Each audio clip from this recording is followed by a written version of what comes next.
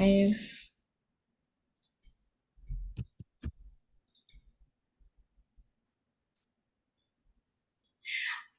so we are live on YouTube.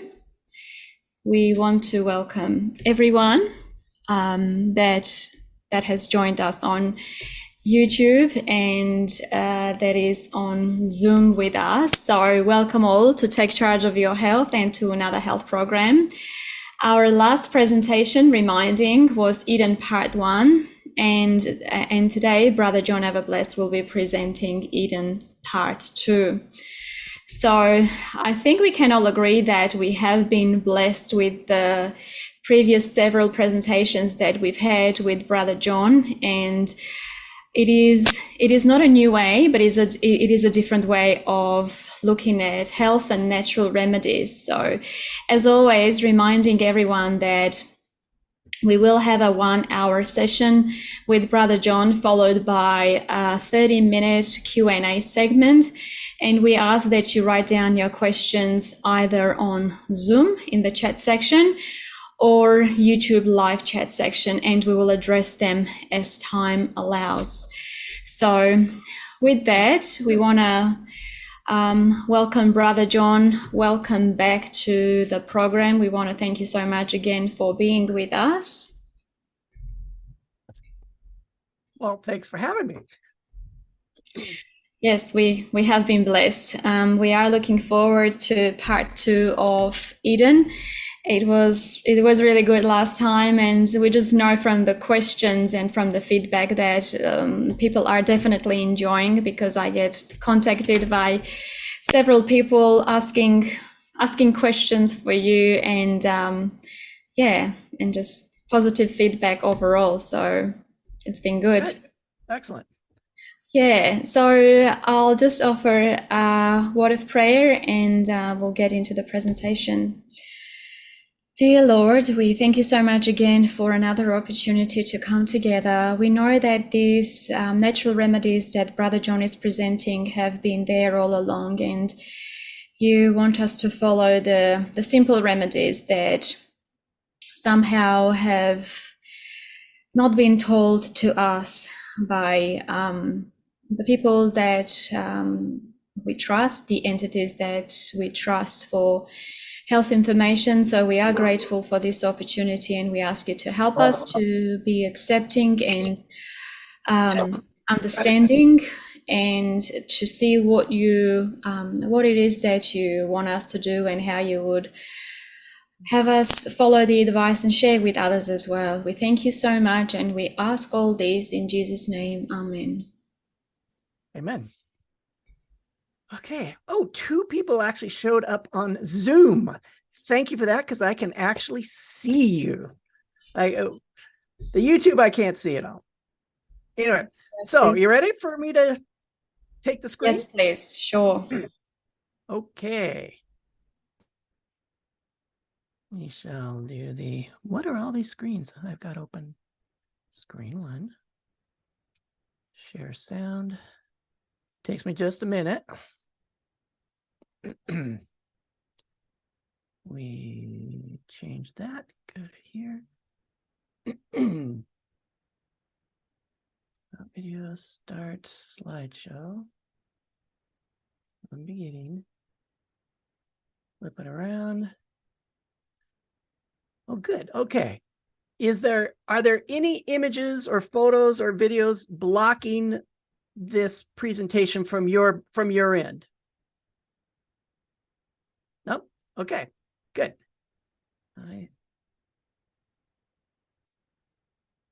I'm going to hide my view. Let me see if I can do that. No, that's not good yet. Back down to that. This. Okay. I see a chat. Okay, now I just have to get rid of this bar, and then we'll be ready. Floating meeting controls. Actually, I need that back. Let me that. Come on.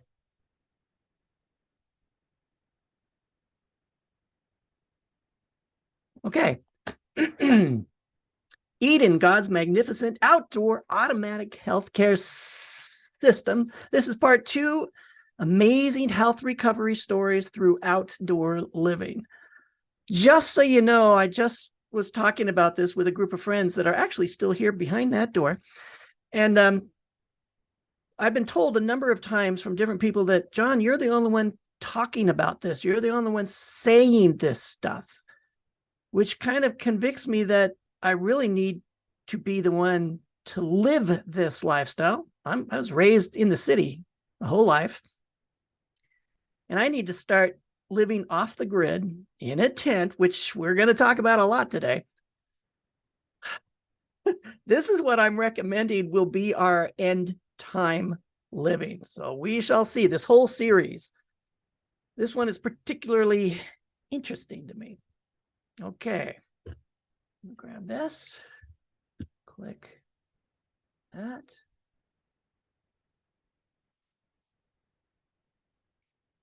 Okay.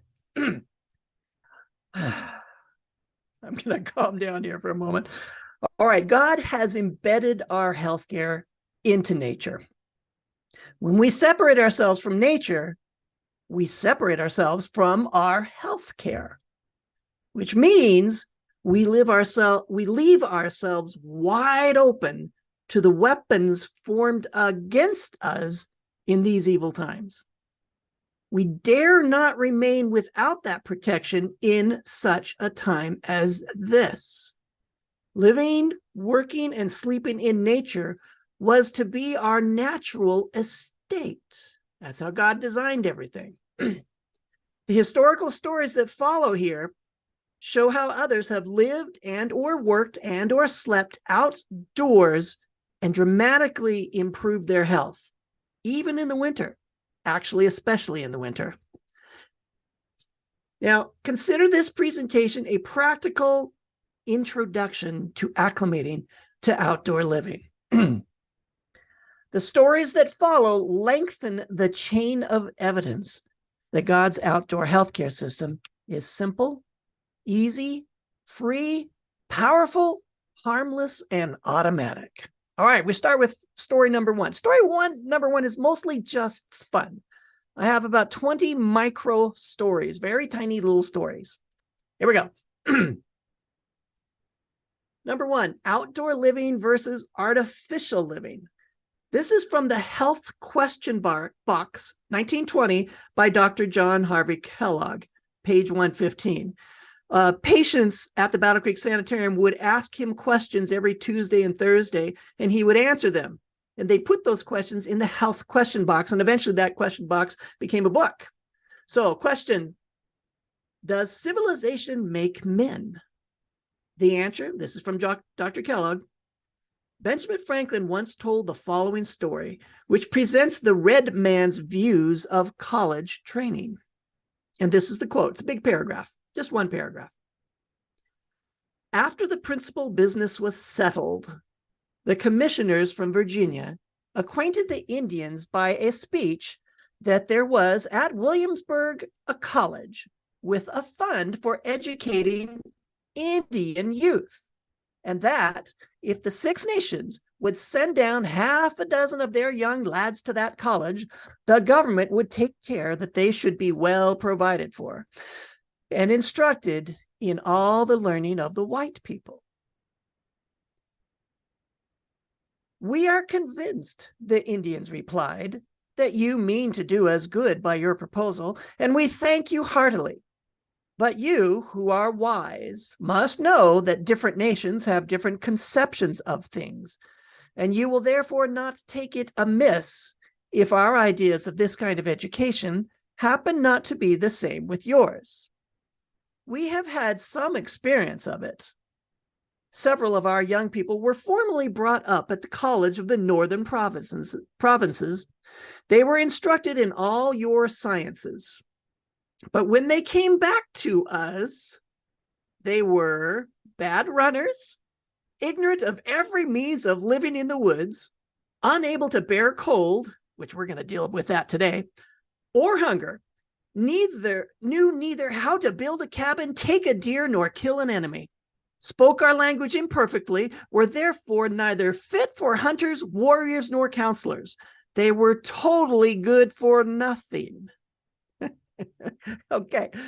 We are, however, not the less obliged by your kind offer, though we decline accepting it, and to show our grateful sense of it, if the government of Virginia will send a dozen of their sons, we will take great care of their education, instruct them in all we know, and make men of them. I put it in there because it's mostly just fun. Teaches some lesson, but all right. Number 2.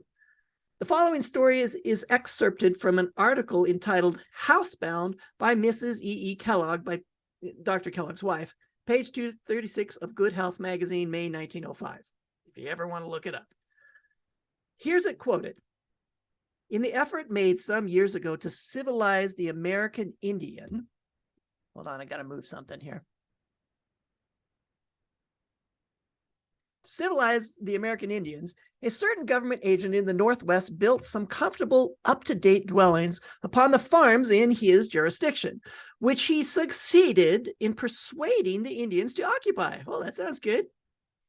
Not long thereafter, circumstances necessitated his leaving his station for a time. But he left, congratulating himself upon the progress his wards had made toward civilization. Imagine his surprise upon returning to his charge 2 years later to find the Indians reinstated in their wigwams, while the houses he had taken so much pains to provide for them were devoted to the storage of their farming implements. Upon inquiry as to the occasion for such change, he was informed that all who slept in the houses became sick, and some of them spit blood. That's tuberculosis. When they returned to their well-aerated wigwams, they regained their health, and naturally they preferred health to houses. Too much house was the Indians' chief's naive diagnosis of their difficulty. Too much house may be rightfully credited as the cause of a large share of ills in these days of modern architectural achievements. That was the early 1900s. It is pretty well understood that air and sunshine are among the most efficacious remedial agents in case of illness. It was understood then, but not us now. We're bringing it back here. That which is of so much utility in the restoration of health is of no less value for its preservation. The life-giving, life-sustaining properties of sunlight and fresh air evince the Creator's purposeful provision for the health of his creatures. That's the lesson I'm trying to get across through this whole entire Eden series. Without these, no living thing can thrive and maintain resistance to disease. Why then spurn these munificent gifts of heaven to immure one's self behind airtight walls of brick and wood and stone with closed doors and shaded windows, keeping out as much as possible of the vivifying elements? All right. Story number 3. This is Ireland, 1908. This is from an article in Good Health. It says bad housing accommodation in Ireland accounted for a good deal. And unfortunately, in some cases, the replacing of hovels with modern cottages made things, or TB, worse instead of better.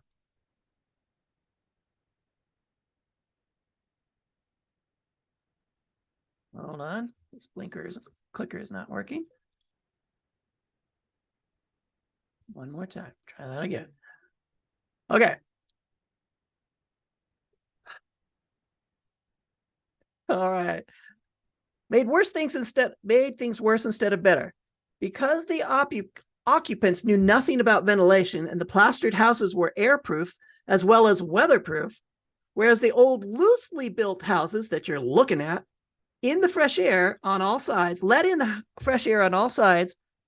while the expired air escaped by the hole which let out the smoke. Story number 4, you might recognize this. This is from the health question box again. The question is the simple life more or less an experiment? Dr. Kellogg's answer was no. The principles of the simple life are well grounded in human experience. Hundreds of examples might be cited of men who have prolonged their lives and useful activity far beyond the usual age at which men become senile and incapable by temperate and simple living. A striking example of the influence of a return to the primitive mode of life is afforded by the example of Mr. Alexander Selkirk, the original of William Defoe's Robinson Crusoe. In other words, this is what that book was based on, is the experience of Alexander Selkirk. I'm going to have to shrink this. Okay. Moment. Oh, yeah, I can put that there. Good. Just a moment, figuring out one last little thing. Good. All right, this is Selkirk, a sailor, was put ashore on the uninhabited island of Juan Fernandez by his captain, with whom he had quarreled and for 4 years lived in solitude, subsisting upon the natural resources of the island, his whole stock of food when put ashore having consisted of food sufficient for 2 meals. At first, he was much depressed by the lack of human companionship. But after a year or two, he came really to enjoy his simple life. The genial climate, the simple out-of-door activities necessary to supply his daily needs, and especially an extraordinary sense of well-being and the joy of living. That's interesting. And it's a pattern that we're going to find throughout all my presentations. And the joy of living made him quite content with his lot, so that when he was finally accidentally discovered by a ship compelled to land for supplies, he was really more concerned with the effort to assist in relieving the sailors' needs than elated at the prospect of leaving his island home. During the 4 years of natural simple living, his vigor, agility, and endurance had increased to such a degree that he could outrun the capture the swiftest wild goats speeding up the steep mountain sides. Again, this is a pattern we've seen. Says his biographer, who interviewed him in 1711, soon after his return to England, respecting the effects of the simple life he was compelled to lead. He says, "This manner of life became so exquisitely pleasant that he never had a moment of heavy upon his hands. His nights were untroubled and his days joyous from the practice of temperance and exercise. The man frequently bewailed his return to the world, which could not, he said, with all its enjoyments, restore him to the tranquility of his solitude." This plain man's story is a memorable example that he is happiest who confines his wants to natural necessities. And he that goes further in his desires increases his wants in proportion to his acquisitions. Or to use his own expression, "I am now worth 800 pounds, but shall never be so happy as when I was not worth a farthing." Now, the next true story is rather extreme, but extremely interesting and telling. This is from Sunshine and Open Air, 1925. The tubercular patient in the Alps, as seen in this photo, like as in the presentation, The Sun Cure, has the best opportunity of exposing his skin to sun and air baths. And he or she must learn to do this and give up overclothing and overheating in these sun boxes and stuffy, warm rooms indoors at night, which are permitted at many foreign sanatoria. He can gain a lesson from the following letter sent to me from Australia, a lesson taught by the success of the exposure treatment applied to children, such as you see here. Now, here's the letter from that man who worked on a banana farm in Australia. All right, here we go. I had read your article on Dr. Rollier's sun cure and had experienced the delight of surf bathing, the pleasure of which I have observed lies quite as much in the exposure of the skin to the sun and wind as to the water. I've experienced that too. About 2 months and a half ago, it occurred to me that I was in a capital position to get all the pleasure and benefit that might be obtained by sunbathing. I work by myself on a banana plantation on the side of a mountain. So I started first working naked to the waist. Then about a week later, I discarded pants and boots and worked absolutely naked for about a week. Then, being afraid that someone might come on me unawares, and also there being times when I might possibly be seen from an adjacent house, I took an old pair of trousers, cut the legs off at the fork, and have worked in them ever since. I find it very pleasant and enjoyable, and I'm sorry to have to put clothes on when I leave my work. The most enjoyable part of it to me is not the sun, but the feeling of the air in motion on the skin. That is huge. It is healing quality intended for us by God. Moving waters, moving air upon the skin. Fabulous. It's a tonic. Now, though exceptionally strong and healthy, I have all my life been an exceedingly chilly mortal that dreaded the cold. It was indeed mainly owing to the fact that I left England in search of a warmer climate, and for the last few years, this inability to stand the cold has been increasing. Now it is 9 p.m. and a fortnight from midwinter day. That's 2 weeks. I'm sitting here perfectly naked writing this in a cold, drafty house on a bare wooden chair in the very same spot where this time last year I could not sit without a cushion on the chair, an extra thick pair of woolen trousers, a thick flannel shirt, a woolen sweater, and a heavy overcoat. And then I'd have to go to bed for warmth a good deal earlier than this. Yeah, he had it bad. I have often had to put on my overcoat in the house at night in the middle of summer. I now go driving with thin trousers and a thin cotton singlet, unbuttoned, my chest all bare, and nothing else. I work naked some days in a bitter, cold, wind-driven light showers onto me. At times, I take off my abbreviated pants and sit or lie down on the cold, wet ground and enjoy the nice, cool feel of it on my bare skin. Winter has no more terrors for me. I expect in another year to qualify for a trip to the South Pole, and all this is the result of 2.5 months nakedness. That's pretty amazing. So there is a way to acclimate.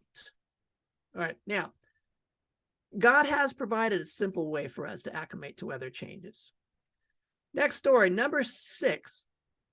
When children after the holidays return to school, epidemics of colds usually begin to run through the community.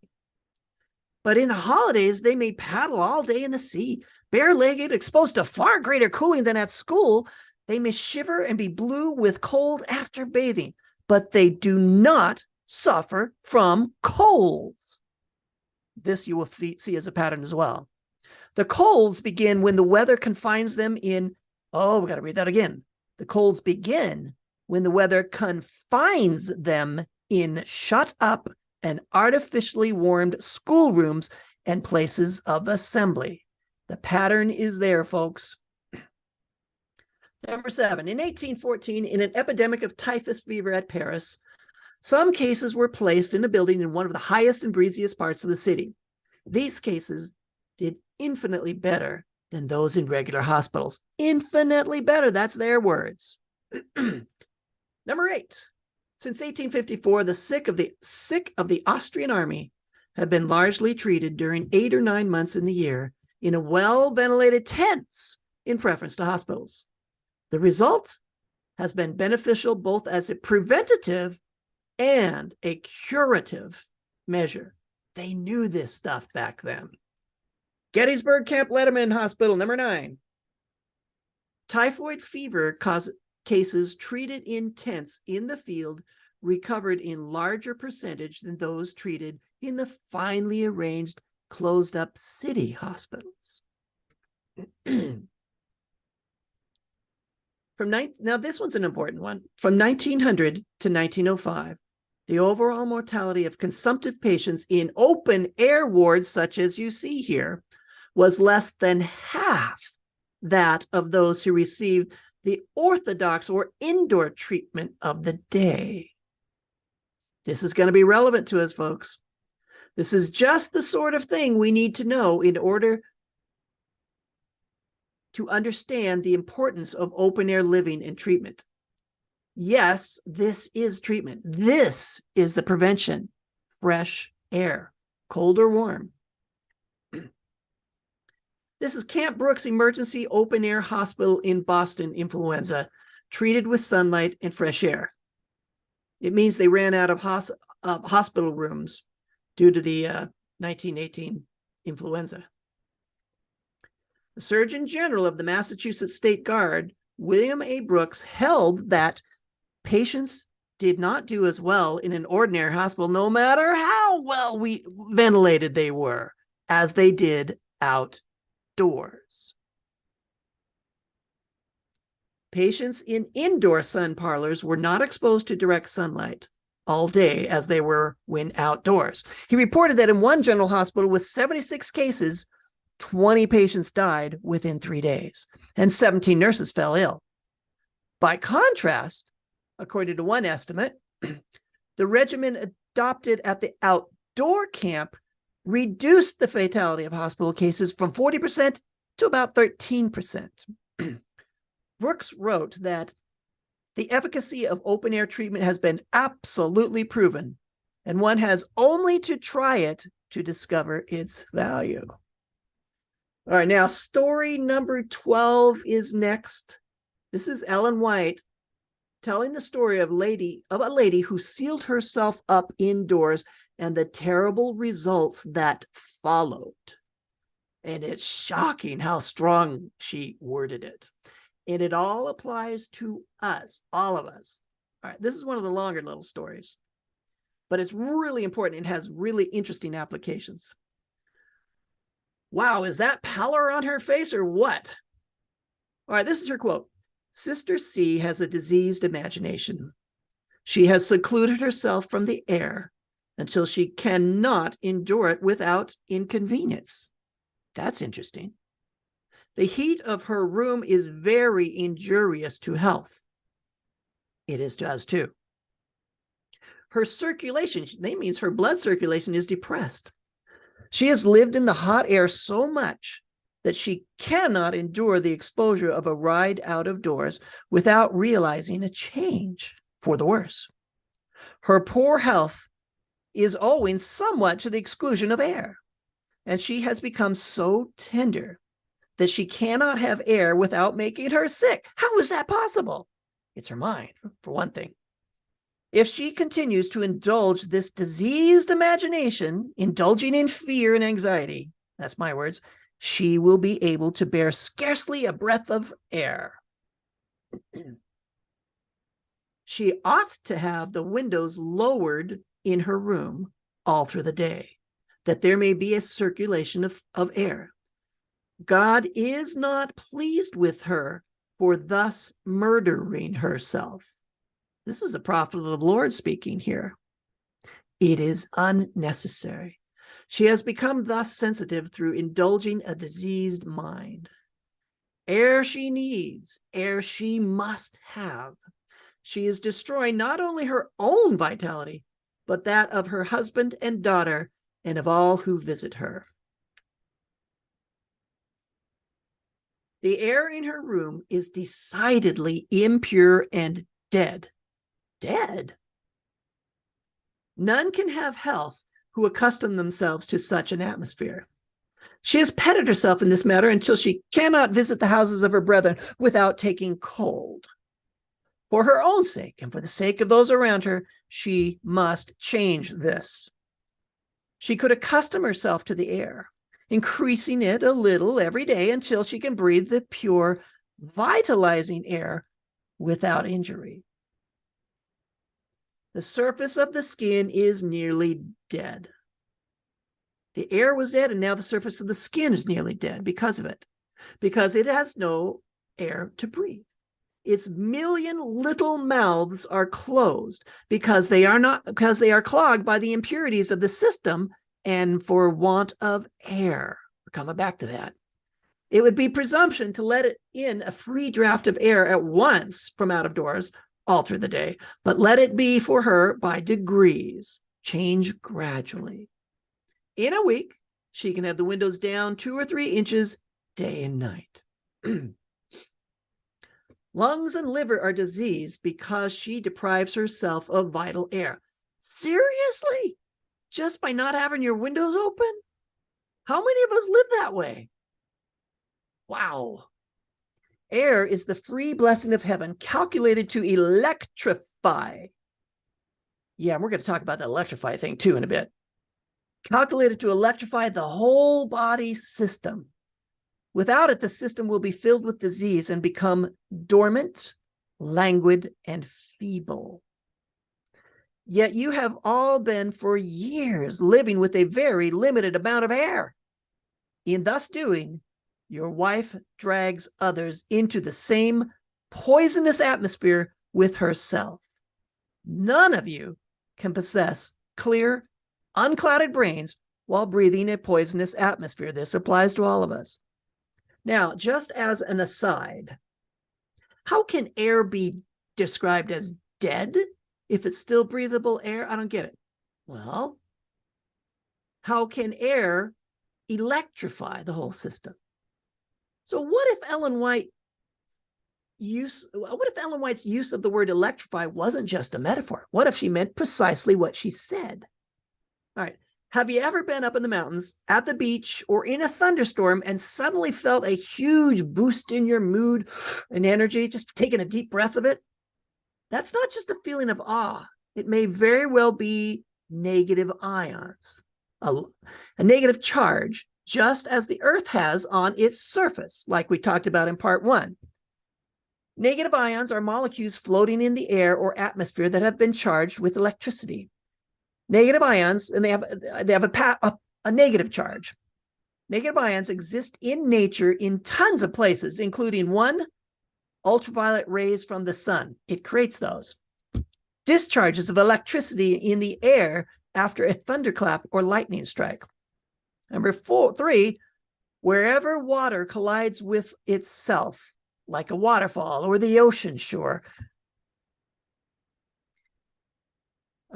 Number 4, produced as part of the normal growth process of many plants. Now, that was new to me.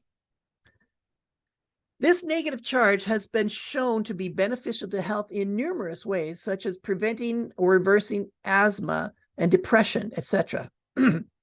Air has both positive and negative charges. There is a balance between them. But if it's mostly all positive, we have bad effects on our health. The negative charge in the air is lost within a very short time, which may be why Ellen White said that air in our homes must be refreshed with a constant circulation of fresh air, or the air will become dead, and it will no longer electrify the whole system. Right? That makes some sense. Now continuing on. Sister C dreads to stir out to go anywhere because she must feel the change in the atmosphere and take cold. She can yet be brought into a much better condition of health if she rightly treats herself. Twice a week, she should take a general bath, as cool as will be agreeable. A little cooler every time until the skin is toned up. Oh, practical advice there. Air, the precious boon of heaven, which all may have, will bless you with its invigorating influence if you will not refuse its entrance. Welcome it, cultivate a love for it, and it will prove a precious soother of the nerves. Air must be in constant circulation to be kept pure. The influence of pure, fresh air is to cause the blood to circulate healthfully through the system. Who'd have figured that? It refreshes the body and tends to render it strong and healthy. Wow. While at the same time, its influence is decidedly felt upon the mind, imparting a degree of composure and serenity. It excites the appetite and renders the digestion of food more perfect. You got to be kidding. Renders the digestion of food more perfect just by having fresh air when you eat it. And it induces sound and sweet sleep. I'm just thinking here, hold on a moment. God truly embedded our healthcare in the simplest, most basic things of life, the air we breathe. She continues, almost done with this one. The effects produced by living in close, ill-ventilated rooms are these.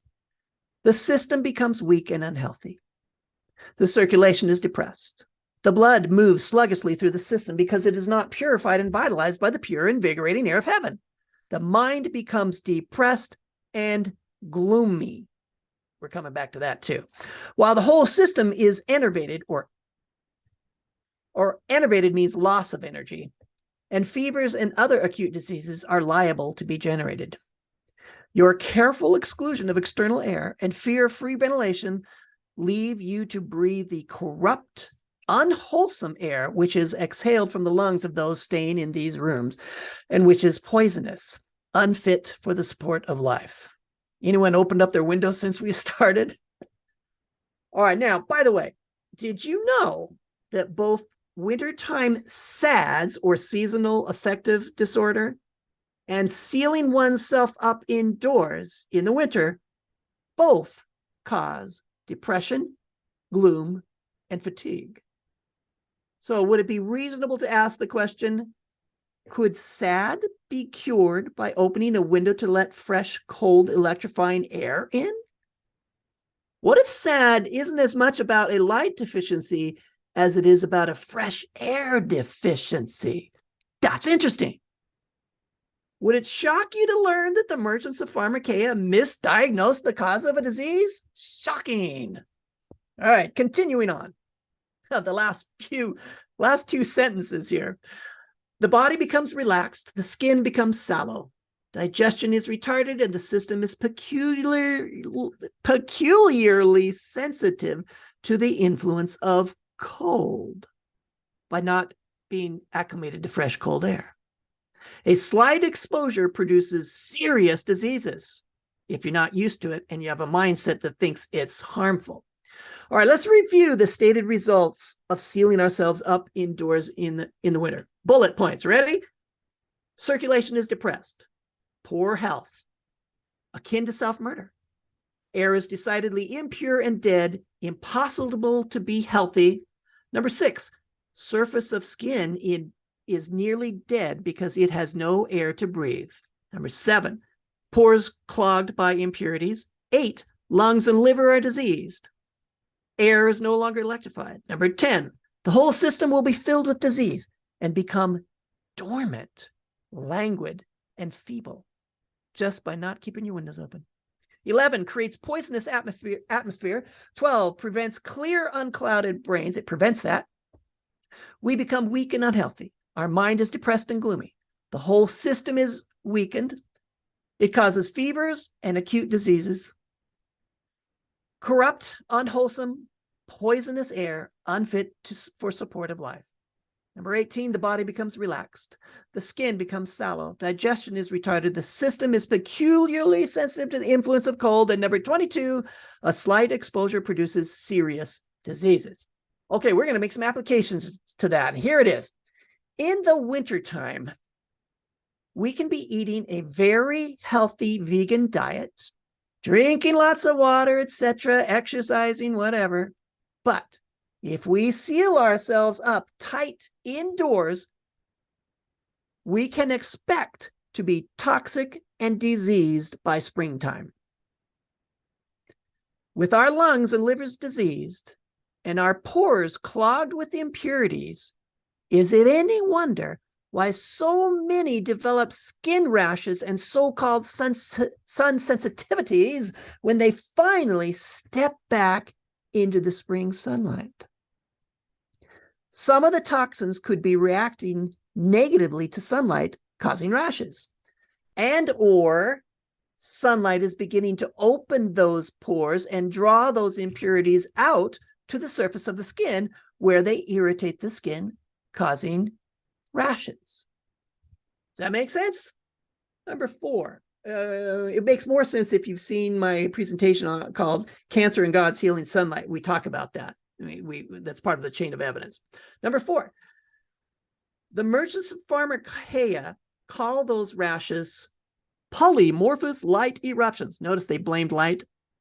According to the National Institute of Health, polymorphic light eruption is a fairly common skin rash triggered by exposure to sunlight or artificial ultraviolet light. Light bad. Well, what a coincidence. Sealing oneself up indoors in the winter is also a fairly common thing. Now, they say that the cause of polymorphic light eruption is unknown, but they infer that sunlight is one of the contributing factors. So, since doctors don't know, let's just conjecture ourselves. All right, what if the cause of these skin rashes is as simple as closed windows? What if the prevention of polymorphic light eruption is as simple as opening windows? Diseases are just symptoms of living out of harmony with Eden's health care principles. That's all. It's always simple. Now, I'm going to change the topic as we move on. Even our homes need to be built in harmony with Eden principles. In the building of houses, this is Ellen White speaking, Ministry of Healing, page 274. In the building of houses, it is especially important to secure thorough ventilation and plenty of sunlight. Let there be a current of air and an abundance of light in every room in the house. Sleeping rooms should be so arranged as to have a free circulation of air day and night. No room, you got to remember this. Yes, we need to remember this. No room is fit to be occupied as a sleeping room unless it can be thrown open daily to the air and sunshine. In most countries, bedrooms need to be supplied with conveniences for heating, that they may be thoroughly warmed and dried in cold or wet weather. Is she talking about mold? Because that's what sunlight and fresh air would prevent. And if our rooms are moldy, it is unfit for human occupation or any animal. Interesting. Number 13. Trench warfare soldiers healthy even when chilled. And I'm going to let this soldier tell his own little story, just this one little slide. When I was in Paris before the war, wrote a French soldier, I never passed a winter without coughs and colds and rheumatics. So that's just the way it is. Here in the trenches, however, I never have a thing the matter with me. And we are all like that. At the medical inspection the other day, out of 400 men, there was only one man who had anything the matter with him. And he had his finger cut. That's all. We were on an exposed slope, bare and cheerless, with mud in generous quantities and a chill, penetrating wind accentuating the discomfort. But no one except myself seemed to mind it. It's not the cold that causes colds and flus and pneumonia. In 1914 to 1915, Canadian troops were camped in tents on Salisbury Plain under extreme conditions of wet and discomfort, but with excellent health. As soon as they were moved into huts, catarrhs and sore throats spread rapidly, and several cases of cerebrospinal fever occurred. Well, that sounds serious.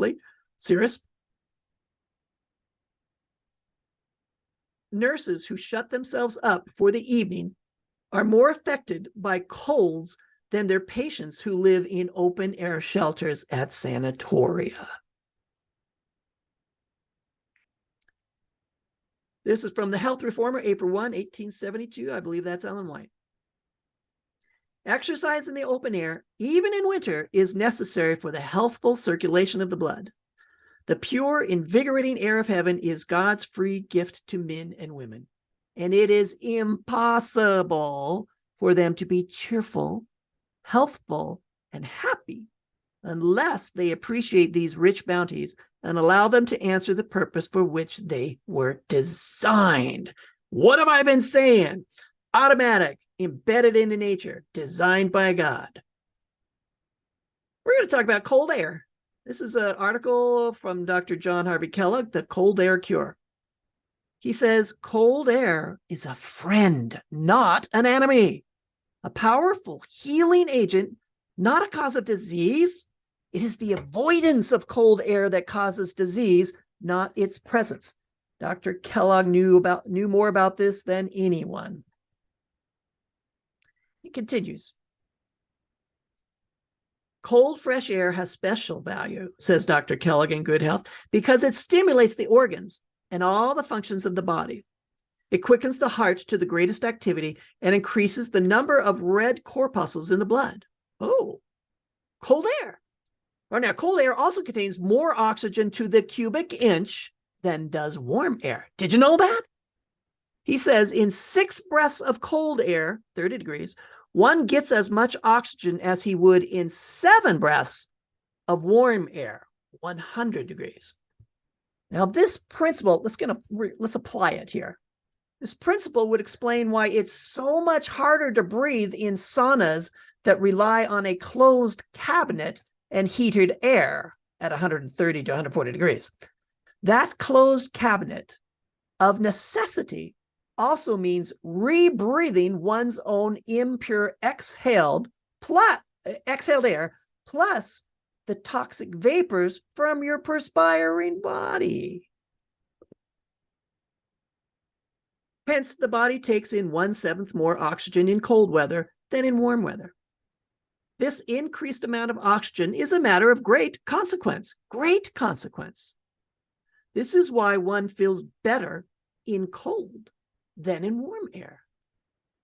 A brisk walk on a cold, crisp winter morning creates a splendid appetite for breakfast, increased metabolism, for the same reason that the fire burns brighter on a cold winter night. When the fire burns with a particularly bright glow, people are wont to say, winter is coming. See how bright the fire burns. The fire burns brighter and faster because it has 1/7 more fuel supplied. And our fire burns faster because we have 1/7 more fuel supplied. Yes. That was from the Journal of Outdoor Life, 1905.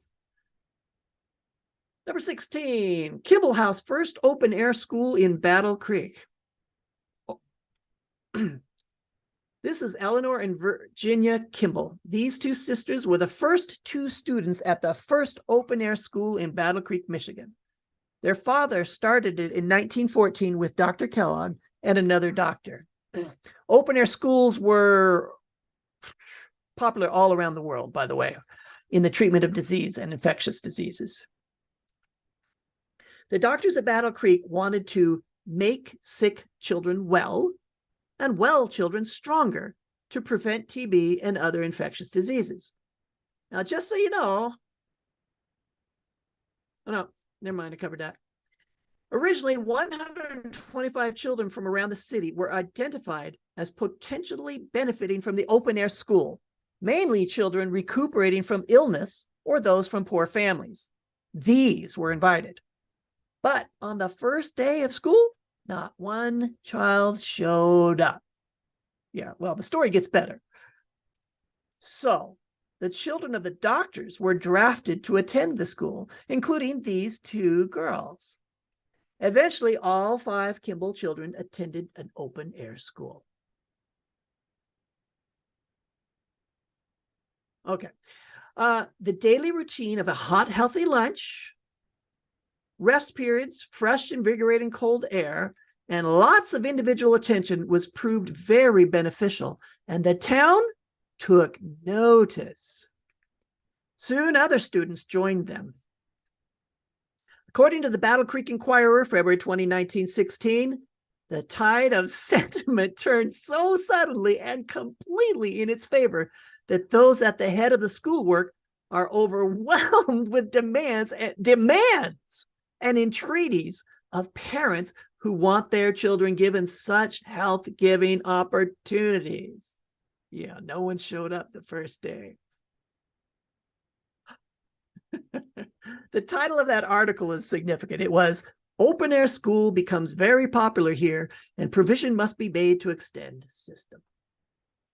The windows were kept open even in the coldest weather. A stove near the teacher's platform and radiators around the room kept the room temperature near 60 degrees. Oh, that's interesting. It doesn't have to be freezing cold. Excuse me. The ideal, let me shut off the speaker. Okay, I'm back. The ideal is cold, fresh air for the lungs, warmth for the rest of the body. Students dressed in special hooded uniforms made from Hudson Bay wool blankets. They wore gloves and felt boots, which reached up to their knees. That felt would have been wool as well. Their bulky uniform was worn over their regular school clothes. And Dr. John Harvey Kellogg donated the milk from the sanitarium farms and a sun lamp for the students, who took light treatments for 20 minutes each day. The school nurse made regular visits, and when the children were sufficiently improved, they returned to regular classrooms. Now, the next story is in so many of my health presentations because it's so basic. It fits so many of them. You'll be familiar with it. Number 17. Remarkable case of cure of consumption by outdoor life, from the Detroit Free Press, Sunday, July 22, 1906. This is Dr. Osig's story, if you might remember. Battle Creek doctor given up as beyond saving 5 years ago is now strong as an ox, never feels effects of heat or cold.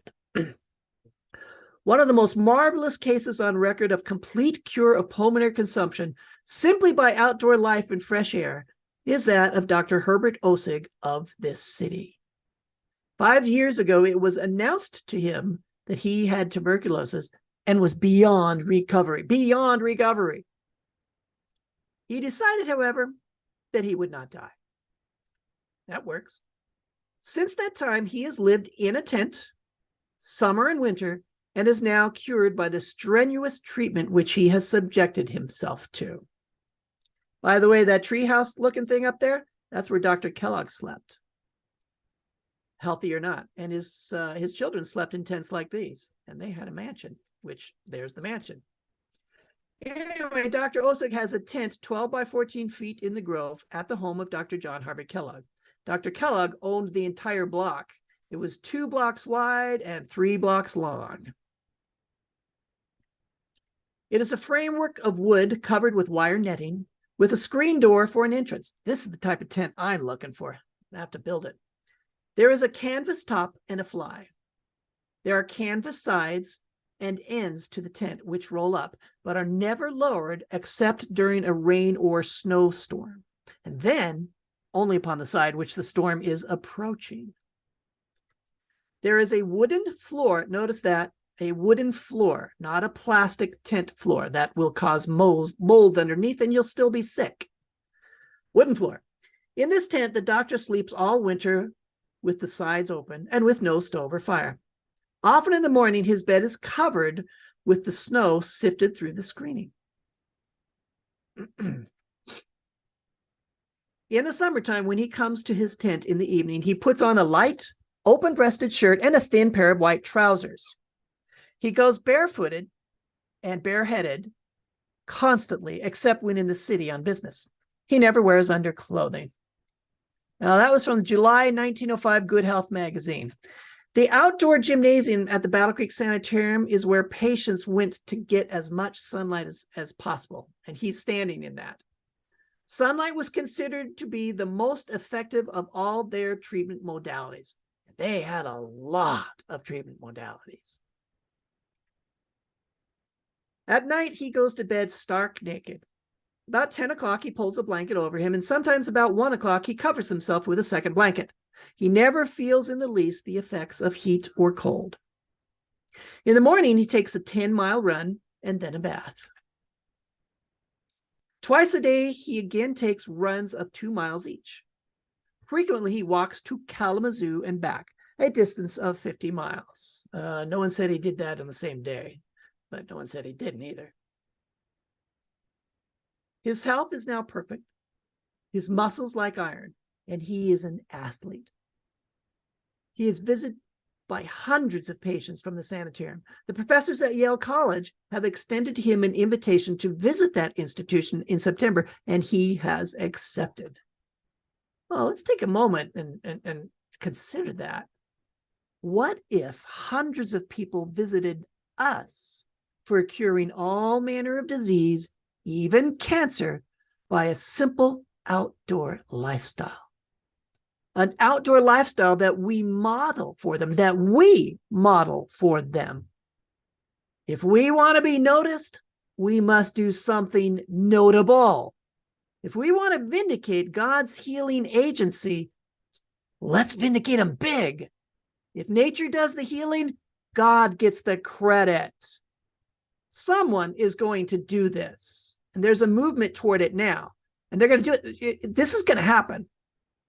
And I'm actually going to start one myself. I don't know how, but I'm going to do it. It's going to be by faith. I'm going to ask for his providence, but I'm going to start looking. I'm the one that's saying this stuff. I need to be the one who's put one of these things together. All right. We need to be the first, the head, and not the tail. If someone else does this that's not Adventist, they will do it in the name of science and will glorify themselves. If we do it, we will do it in the name of God and glorify God. I see these very sorts of health recovery encampments as a soon-to-be necessity. We should do it before it becomes a necessity.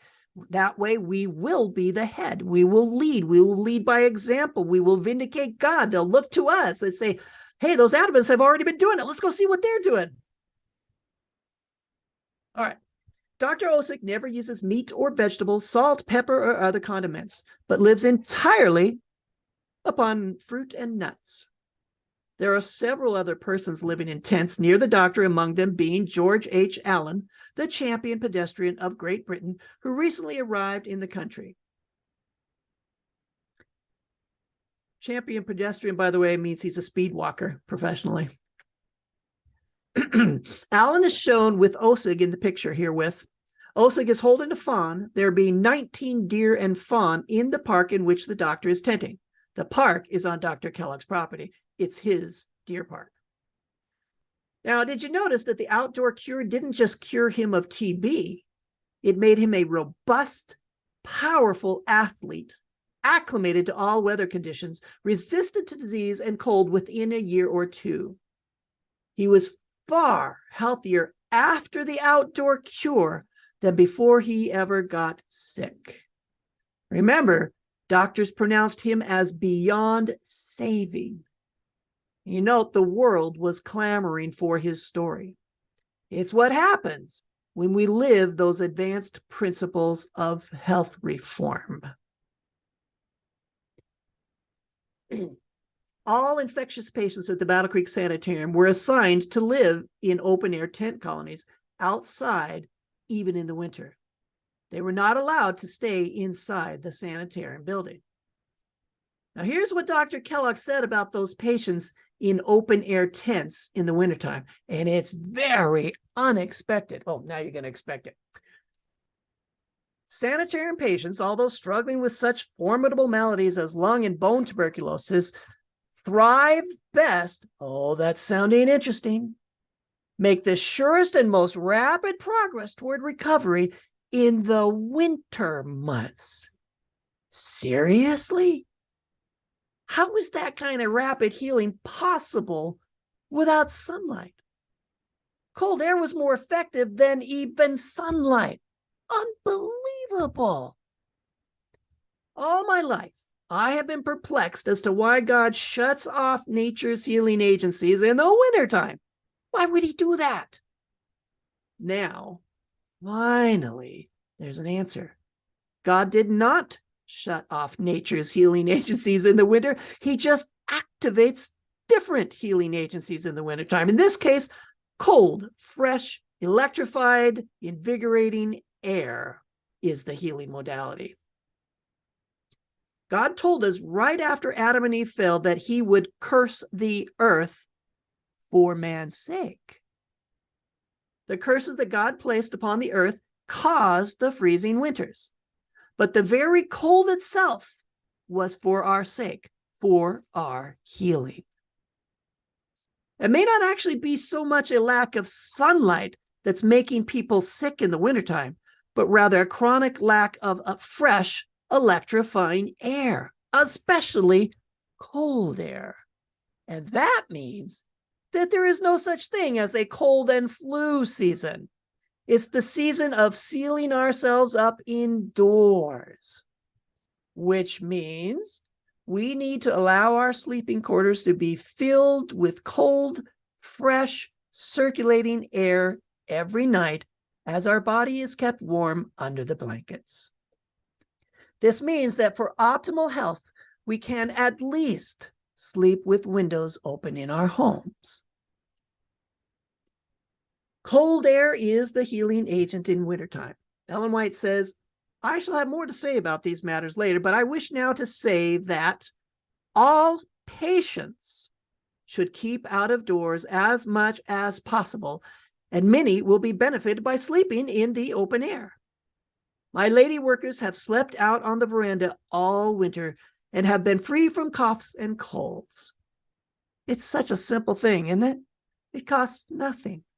It boosts our immune systems and restores our health. And now the next slides will be referring to TB patients in the Swiss Alps and the magnificent health produced by practicing the outdoor life. Yeah, this is almost near the end here. The air and sunbath is the most powerful of all tonics and health restorers. Oh man. This man, Dr. Rollier, has the authority to say that more than any other man on planet Earth. He has the authority to say that the air and sunbath is the most powerful of all tonics and health restorers. It rebuilds the organism and increases its vitality. Children strengthened during the summer months by air and sunbaths are hardier and can much better withstand all the illnesses that may affect them during the winter. The same applies to adults. Resist the temptation to dismiss the power of an air bath all by itself. Benjamin Franklin took a naked air bath every morning. It's not just about sunlight. Moving air, impacting the body, is a healing tonic. I don't mean it's just mentally tonic. It's a physically healing agent. God intended it to be so, just like sunlight, just like walking barefoot on the grass, just like diving into a cool, pure mountain stream. These are all healing. Talk about a healthcare system. There's nothing like God's outdoor automatic healthcare system. All right, continuing on with Rollier. In fact, he says, the general health of Dr. Rollier's patients proved quite remarkable. Visitors often commented on the lack of coughs and colds among children who were so exposed. The fresh, cool air doesn't just work upon the lungs for our health. Taking an air bath on the naked skin is a magnificent tonic and should be taken as often as possible. Even tanning indoors with a tanning bed is not nearly as effective for your health as when it is combined with wide open windows and a solid fan blowing upon that naked body. That was the experience of the pioneer practitioners of sunlight and open air.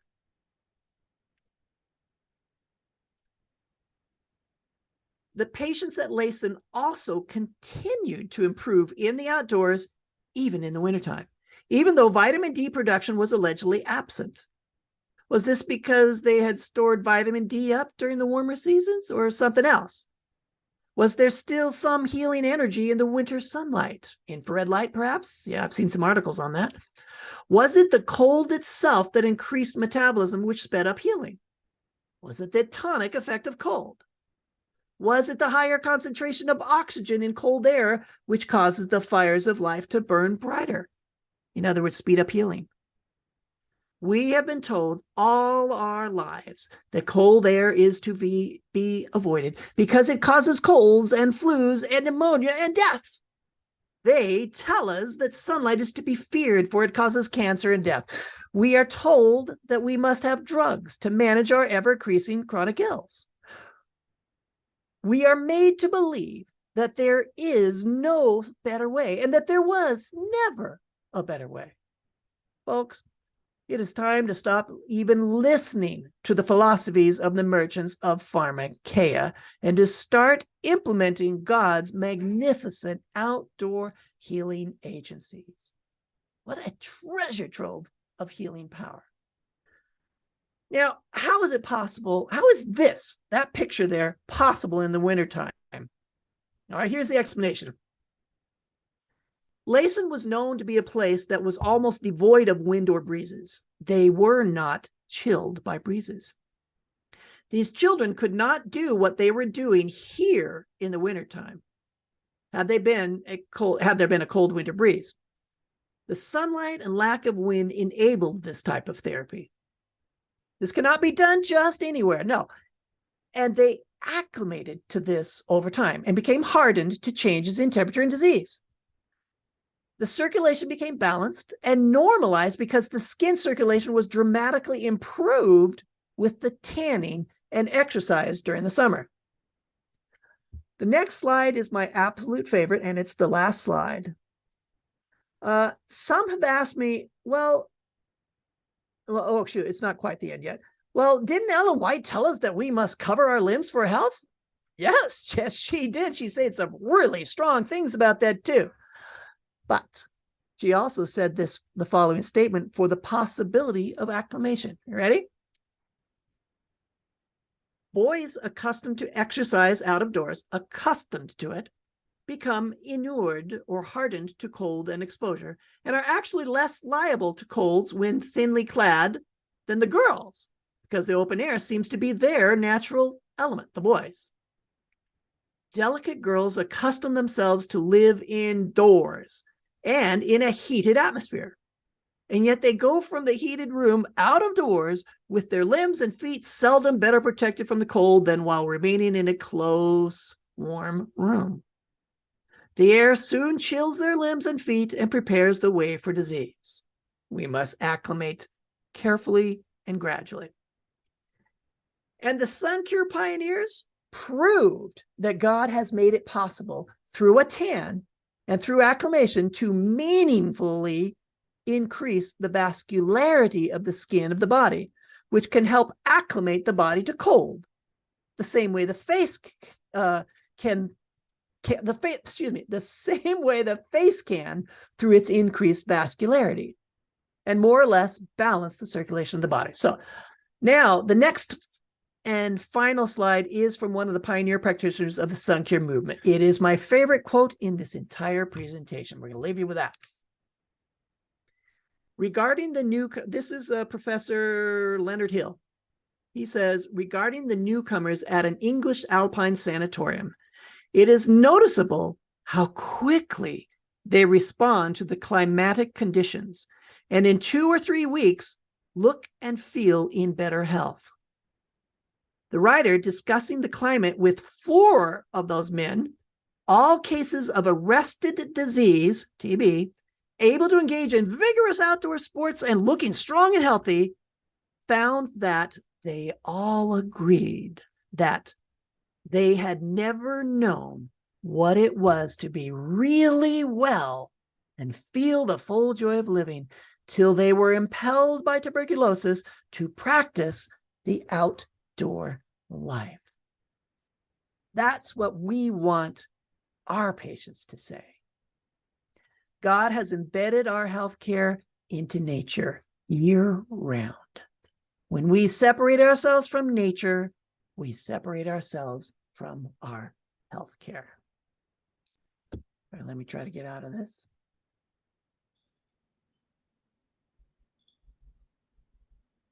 And close that.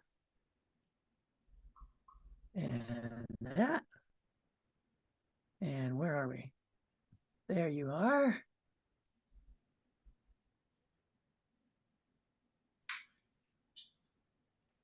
All right, now how do I get back to that screen?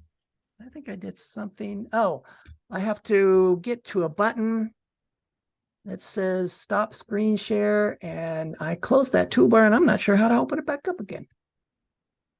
Any ideas on that? Mm-hmm. Yeah, we can still see your screen. Yeah, I'm trying to get to the point where I can find that toolbar. Refresh? No, that's not it. You may just have to shut the camera off on your end. Can you do that?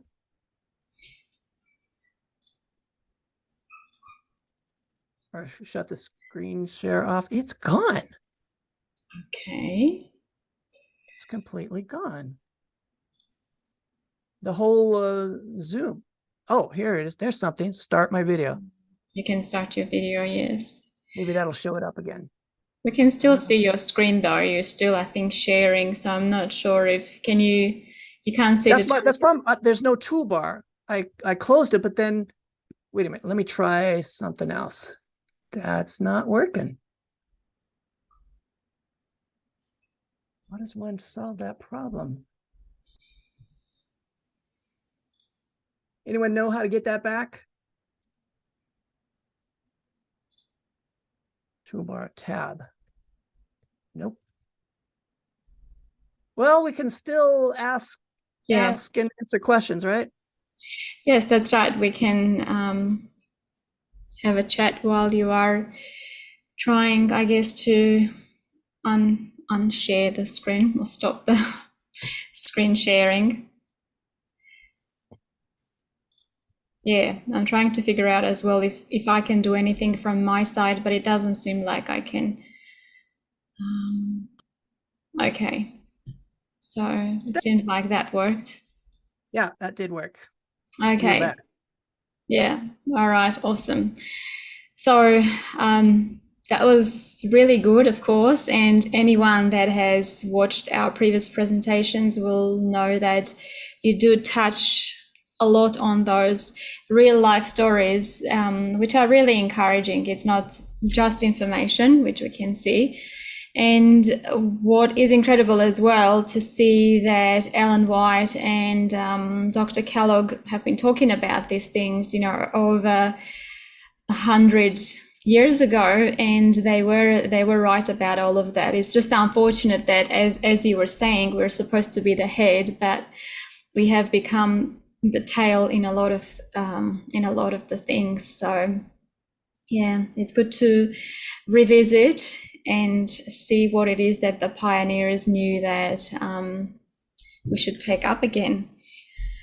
So as you were talking as well, Brother John, I just realized that I felt uncomfortable, I guess, recently exercising in the gyms, and that just explains, I think it explains for a lot of us today why I don't think it's a good idea to exercise in a gym anyways, with just the closed doors and breathing in that air that's really not fresh. So that's, I guess, one thing to consider.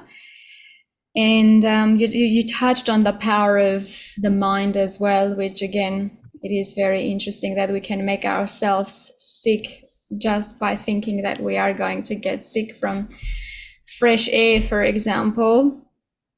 And it is a good reminder that it's not just the sun, it's the fresh air as well that we need to be exposed to. So again, a good reminder for everyone. So, and Yasmina on Zoom, she's saying, I feel deprived in Brisbane, not having proper winter. So where we are here, it's worse. Brisbane still has some fresh air and cool air. Here in North Queensland, it's a lot more hot and more like a desert. Okay, and just remembering, Brother John, I have a relative actually. I have a relative who told me before, because I saw her in summer and she was just all covered up and she was just wearing long clothes and all of that. And she was trying to get out only to meet me at a time where the sun was not out or it wasn't as strong.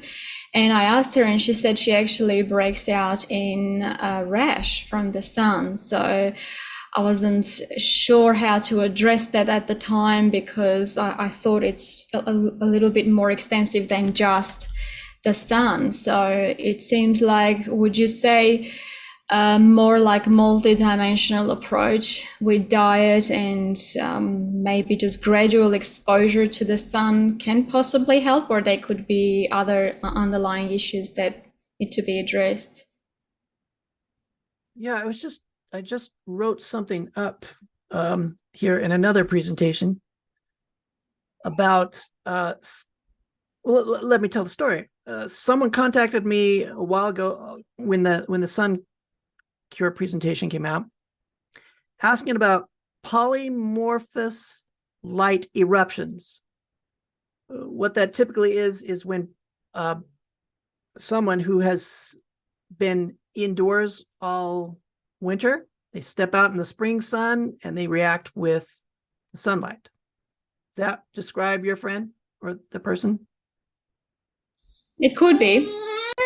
And a year and a half ago, I didn't have an answer to that, but I think I do now.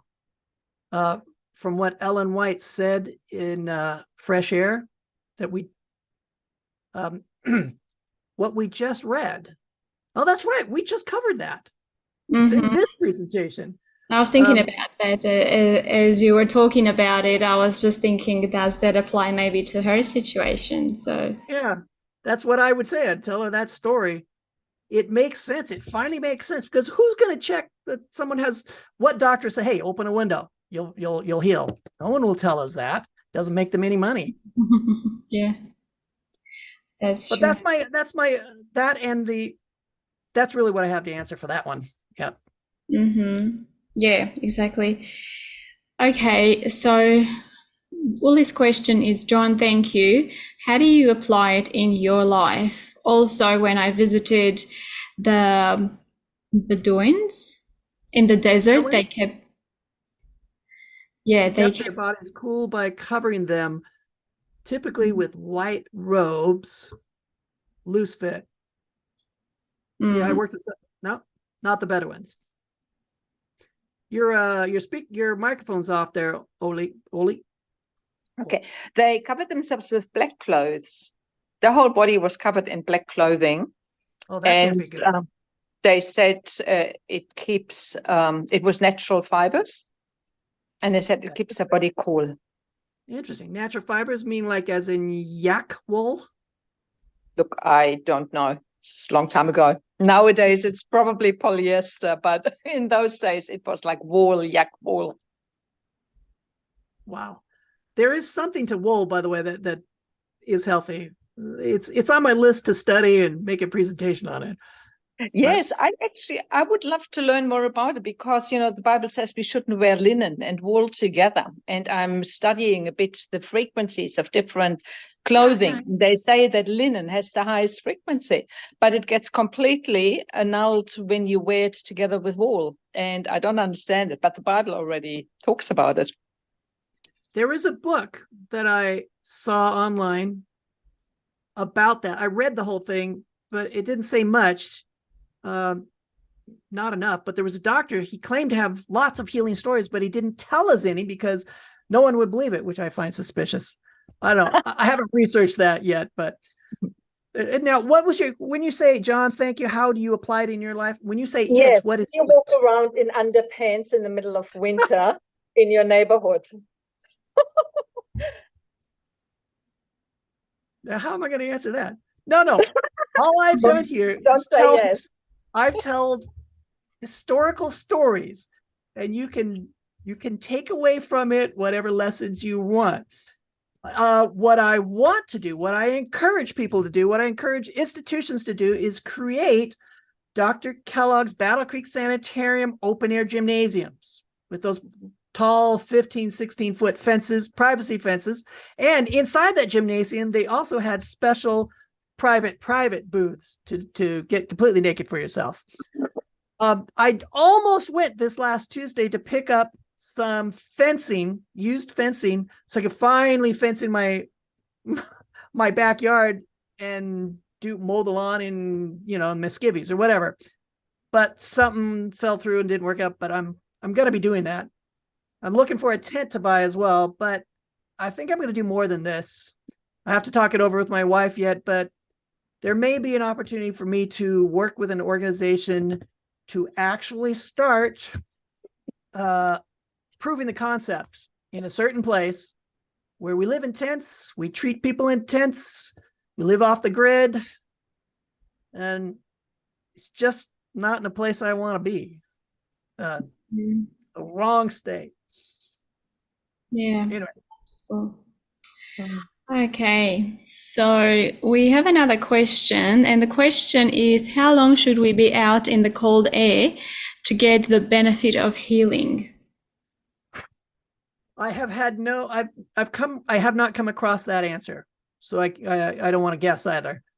But if I was to do it, I'd start out small, just like everyone else did. Take a short, brisk walk after a meal, like Ellen White's described, a short, brisk walk every morning. Increase as you feel the energy to do so. But I don't know. I don't know. The answer to that is I don't know. And you said as well, if you've been indoors for a while, you may actually get sick. You gotta have to do it gradually, right? And see how your body responds. Yep, they had to do that at Layson with patients. It wasn't just gradual sun exposure, it was also gradual fresh air. They couldn't handle fresh air. Isn't that interesting? Wow. Okay, so the next question is, why do women have to be dressed covered up if we need the sun? That's what I wondered as well for a while. You're talking in these stories I'm telling, or what are you saying? I'm not sure. In general, I believe the question is, why do women have to be dressed covered up if we need the sun? Overall, of course, we need to cover up. Well, modesty is the answer. Yeah. That's it. This is why we need fences in our own private place to get in the sun as much as possible. That's the solution in our modern age here. That's true.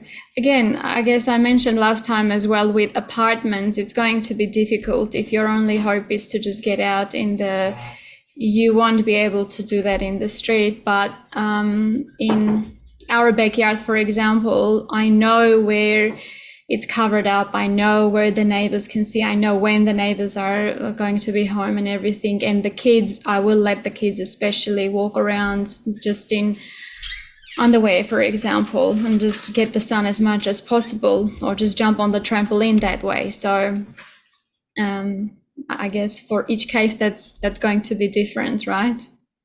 Yes. Yeah.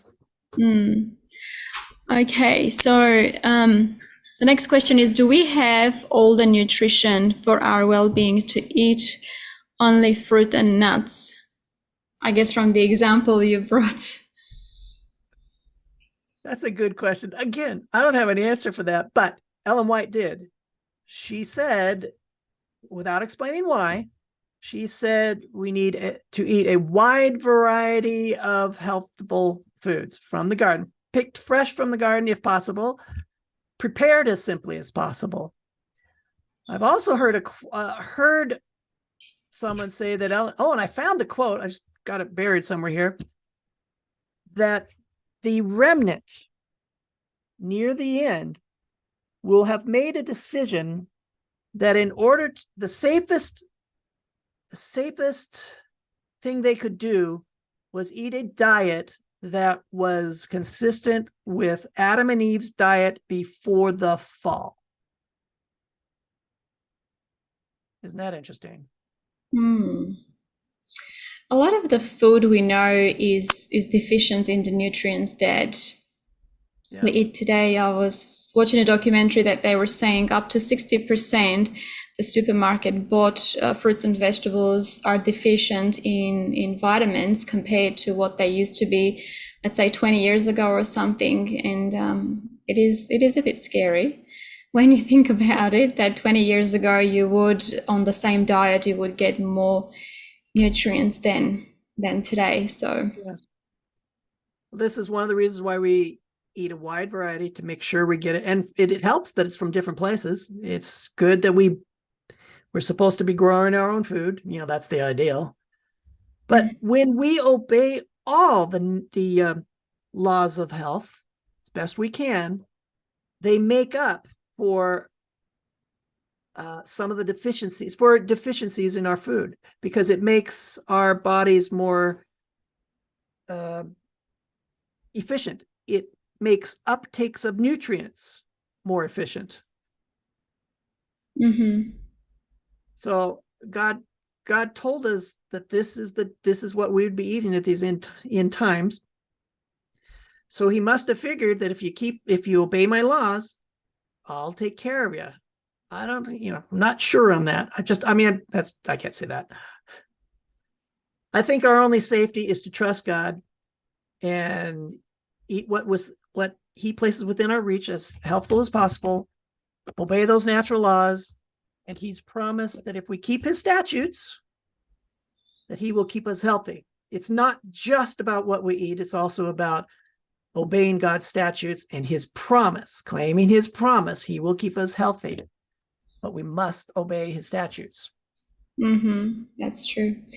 And God will look after us. Like I remember reading about Israel, how the Bible mentions that their clothes didn't wear off. Their clothes stayed new for a while they were traveling through the desert. So I think even in the last days, God's protection is going to defy the laws of nature. When we look at all the plagues and everything, who will survive except if God was protecting us, right? It has to be that. It must, because I watched a documentary from a guy who really knew what he was talking about. He had the credentials. What they're raining down from the sky, it's killing the plants purposely. It's killing the herbs. It's killing the soil. It's killing the microbiomes. It's killing us.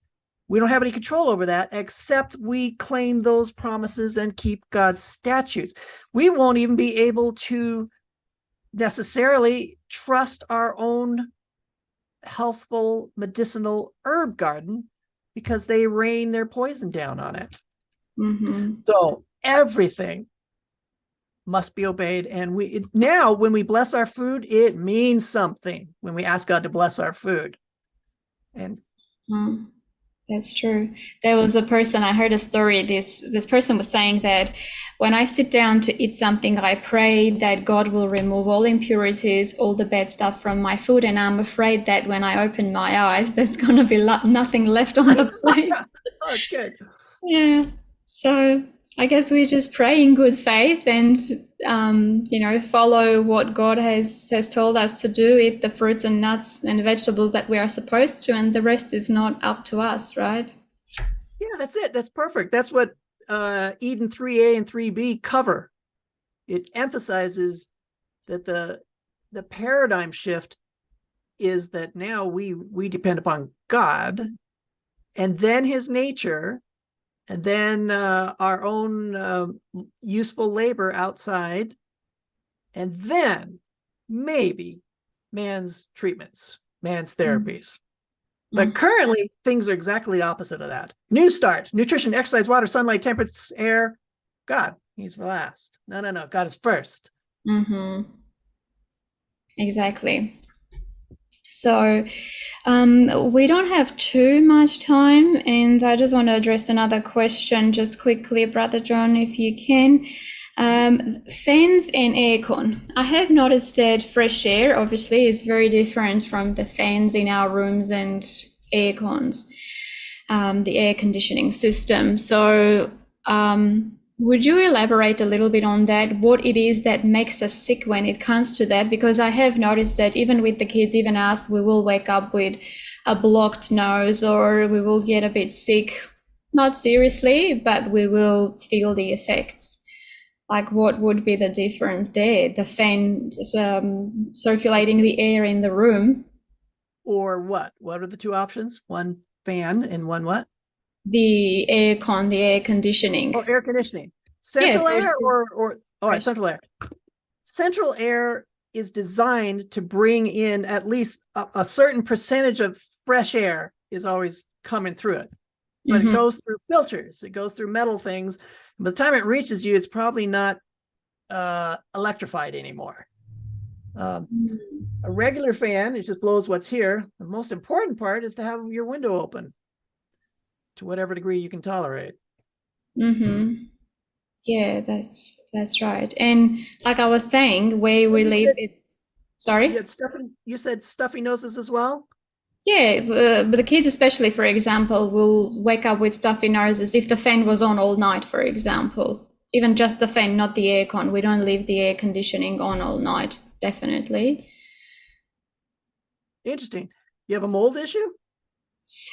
I don't know. It's an old house. It's not our house. So mold issue, we do ventilate the rooms as much as we can. But a lot of the times, yeah, we will just have the fan on, let's say, because it does get really hot here. And I have noticed a lot of people say as well that they experience the same issue. If the fan is just blowing on them all night, is right above them, they will have stuffy nose. So, yeah, I have no experience in that. Sorry. Do you have an idea on that? Not really, except that, yeah, if it's all closed up, you were mentioning that if it's all closed up and could be the mold issue as well, which I don't know exactly, because even dust can carry mold, right? We might not even realize the dust mites apparently leave their feces and stuff, and then that grows mold. I mean, you just never know in all the corners and stuff what's happening. But it is a likelihood that, yeah, could be mold issue as well contributing. Yeah, my wife and I just are discovering that this house may be the cause of our strange illnesses too. So one way or another, we got to get out of this house. Yeah, there's a chain of evidence too. True. Okay, well, we want to thank you so much, Brother John, for the presentation, for answering questions, all the great information and your willingness to share. Sure, you're welcome. Thank you for inviting me here. Yeah, we have been blessed, and our next presentation is Eden is it 3A, right? 3A, treating cancer Eden's way. Yeah, 3A and B are powerful, packed, heavy in a good way. It's just a lot to it, and it's new thoughts altogether, but it's actually old path stuff. Return to the old paths. Wonderful. So we are looking forward to that, definitely, and encouraging everyone to join next Sunday, 10 a.m. for us again, and invite everyone who you believe will benefit from the presentation. So we want to thank you again, Brother John, and ask you to please close with a word of prayer. Okay. Lord Father, we thank you for your continued mercy, for the blessings that you have bestowed on us unworthy human beings here in your nature. And we know that it is you guiding us back to nature, sir. So we ask for your continued providence in growing and blessing this, sir. And thank you, Lord. In Jesus' name, amen. Amen. God bless you, Brother John, and we're looking forward to seeing you next time. Okay. Thank you very much. Bye. Thank you. You're welcome. Okay, so everyone, just want to quickly remind you, of course, next Sunday, 10 a.m. will be Eden Part 3A. And remember, if you have any questions after our presentations for upcoming presentations, you can always send us your questions at takechargeofyourhealth101@gmail.com. And we will address those questions either to our speakers or we will answer them as well. And just subscribe to our YouTube and Rumble channels so that you'll see our upcoming presentations. And you can always send us an email asking to be included in the mailing list.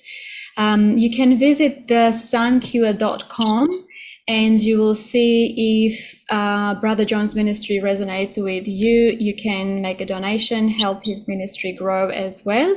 And all the information about our ministry can be found in the description box. So 2 more presentations with Brother John, and then we will keep you updated about upcoming presentations. So again, we want to thank you so much for joining us today, and we will see you next time. Bye for now. Thank you.